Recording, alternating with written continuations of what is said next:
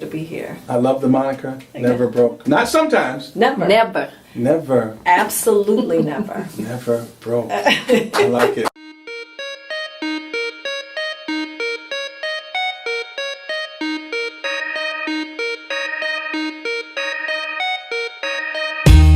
Well, hello everyone, and welcome to another episode of NeverBroke Podcast, part of the NeverBroke Nation, where our goal and intention here is to make sure that we expose you to all the different possible ways to make money and generate revenue based on who you are, your skills, talents, and interests. My co-host again today is Miss Holly Reed. Hi, everybody.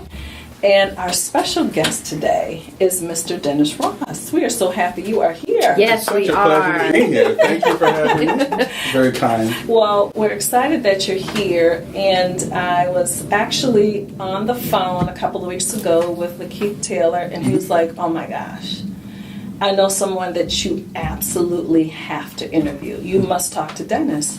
And he was like, he's a ghostwriter. And I'm like, get out of here. I'm like, you know that people have that role and that responsibility, that job, that career. But I've never met a ghostwriter before. Either. Yeah. Thus the name. You're supposed to be a ghost. We're supposed to be clandestine in nature. So if you meet us, we're actually not doing our job.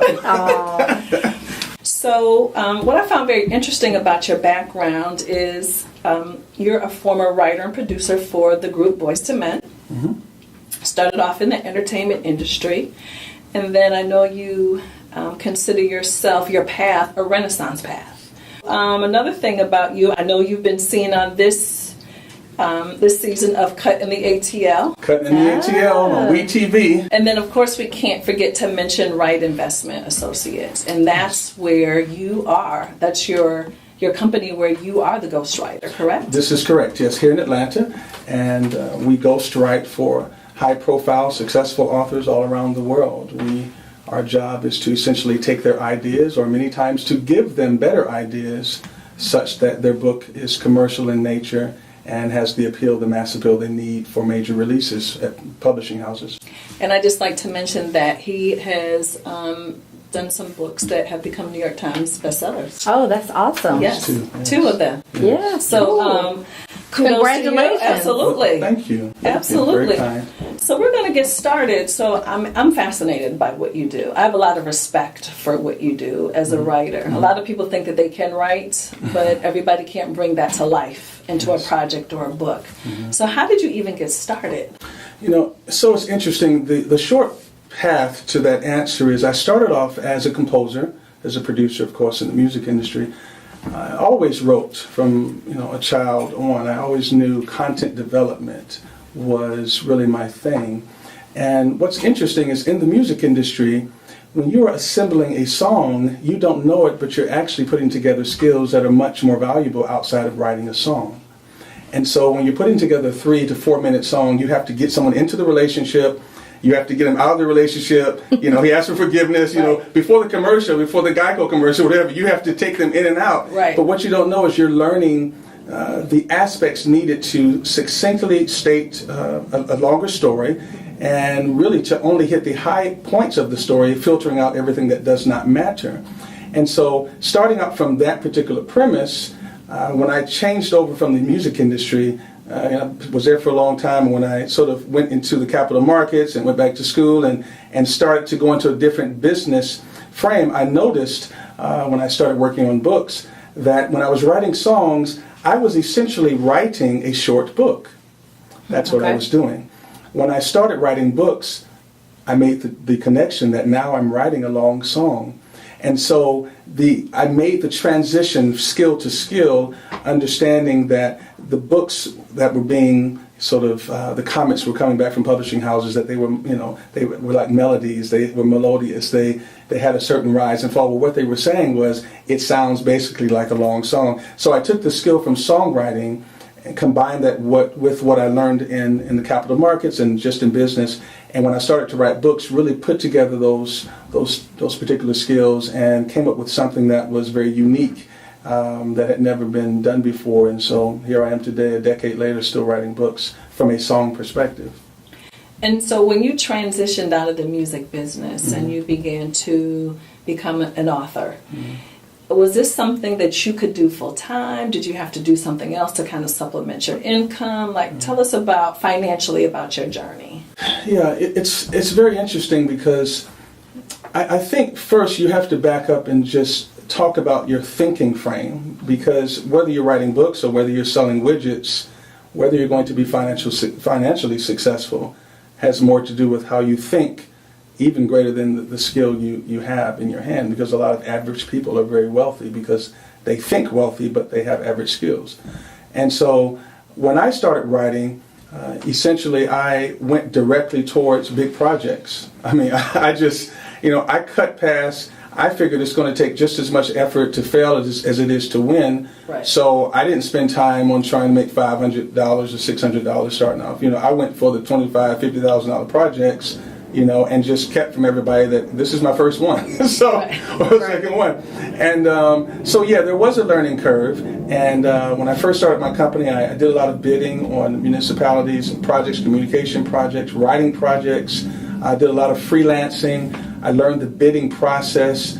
I learned again how to use language in a way that spoke more credibly to one that had a lot of experience, even though I did not have that experience at the time. And through that process, I was able to land projects that in my first year of my company was able to make a sustainable living without having to go through that first year of just beans and beans, more beans. Struggling. Yeah, struggling. Right. So yes, there were lean years, but not as lean as they would have been had I expected them to be lean years and then did lean activities that, again, gave me lean years.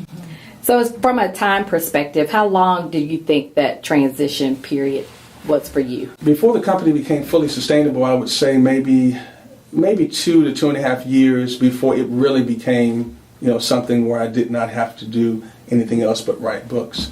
Probably 2.5 years. I think one thing that has to be mentioned about writing, because as you said, everyone believes they can write. And most people believe they could play in the NBA too. So, it's just, it's like if I had the shot. Well, writing is a very interesting thing because while everyone can write, there are gradations to the quality therein. So, for one to write at a level that Simon & Schuster would hire you, or Random House or Wiley Books, that's an entirely different skill. And there's not really a curriculum. There's not a pathway. Yes, you can get an MA in creative writing. That's not the pathway to ghostwriting. To become a ghostwriter, people hire you essentially to make them look smarter than they are. Right. You are to write their better self. So I sit with an author who has a PhD in economics, or an author who was a forensic psychiatrist, who my last book was for. And these are very highly accomplished individuals. And so to be able to dig into what they know and then repeat it back to them better than they can say it is a skill that is writing, but it's actually psychology. There are a lot of different nuances. And so to tell someone, hey, I can teach you to be a ghostwriter is not really an accurate term. You really have to have not only a writing skill, but a skill of observation, observing the nuances of life that other people ignore, such that when you articulate them, people say, that's it, I always knew it, but I didn't have the words to say it. Right. And so it's more than just writing, right. It's listening, it's observing, if that makes sense. And well, awesome. Well, we're going to transition to what we call, it's probably the funner side of our interview. Okay. It's just a couple of questions where we start off the question or the sentence or the statement and you finish it. So there's no right or wrong answer. Okay. It's just what you think at the time, and then we'll just go down the punch list like that. Okay. So our first question is, money can't buy happiness, but it can buy a comfortable bed to be sat in. Yeah, but to that point, I'm not trying to change your question. Money can't buy happiness, but why can poverty buy happiness? I don't know if money can. I don't know. Maybe not permanent happiness, but I don't know. Okay, but that's my answer. Okay. I'll leave it alone. Good. If we gave you $100,000, what would you do with it? $100,000, I would distribute that amongst the college accounts for my 2 sons, and sort of up the amounts in those accounts for their college education. Okay, so if you had to do a do-over, your career, your business, whatever, what would you do differently? I would not change who I am or what I'm doing. I would still be a writer. I would change what others were able to do to me. So I would sequester myself away from opinions, and I would waste little time on shopping for what other people think. That would have given me a more efficient pathway towards success. So I would do the same thing. Still write, still be involved in ministry always, all my life. Still be a composer, still be a producer. I would do all of that. The only thing I would not do is waste any time on asking anyone what they think. And that alone would have changed everything. I went to see, I went back in 2009, one of my clients for whom I'd written the book I spoke earlier took me to Omaha, Nebraska. I was able to go to a meeting. Warren Buffett was there, and I learned a lot from that meeting. It was really life-changing. One of the things I came away with was, concerning the last point, one of the things I came away with was, concerning the last point, was no matter how bad an idea is, or how good an idea is, if you leave it in its raw, crude form, it can be wildly successful. It's not about great ideas, it's about authentic ideas. That's why an individual can have an idea at a bar to sell a rock and sell $15 million worth of pet rocks. So one of the things I learned while I was out there was, it is only when you enter and infuse someone's opinion about the idea, and you take this, and you take what you said, now it's over here, I take what you said, now it's over here, that I've gone to a place where actually no humans are. Because here, statistically, no matter how bad my idea is, if I wanted to sell roach dung, if that was my idea, there are enough people on earth who would actually buy it because someone has actually done that. It's only when I start to make it strawberry roach dung and you want blueberry, well, it's only when I actually change it that I've moved to where no one is statistically. That over here doesn't represent anybody. So it was interesting that if you eliminate asking people for their opinion about your idea, it can be the worst idea in the world and you can still be successful. So I would, at a very young age, not entertain anyone's idea but God's, and that's the change I would have made.